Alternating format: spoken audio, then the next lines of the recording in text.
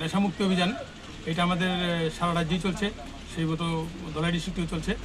আর আজকে আমরা একটা সিক্রেট ইনফরমেশনের উপর বেস করে যখন আমরা গাড়ি সবগুলি সার্চ করছিলাম, পার্টিকুলার গাড়িটাকে আমরা যখন সার্চ করি তখন গাড়িটার মধ্যে থেকে গাড়ির যে তেলের ট্যাঙ্ক আছে ওটাতে প্রায় 9,24,000 ইয়াবা ট্যাবলেট লুকানো ছিল বিভিন্ন প্যাকেটগুলি আমরা উদ্ধার করেছি। এবং তারপর দুজনকে আমরা আরোপীকে আমরা ডিটেইন করেছি। একটা কেস রেজিস্টার্ড হবে। ওগুলোর বাজার মূল্য বলতে প্রায় ধরুন 28 কোটি টাকার মতো। স্যার দুজন যে অ্যারেস্ট হয়েছে তাদের নাম বাড়ি কোন জায়গায়? এখনই আমরা বলতে চাইছি না এই ব্যাপারে কিছু। ইনভেস্টিগেশন খুব ইনিশিয়াল স্টেজ। স্যার গাড়িটা কোন দিক থেকে কোন দিকে যাচ্ছে? গাড়িটা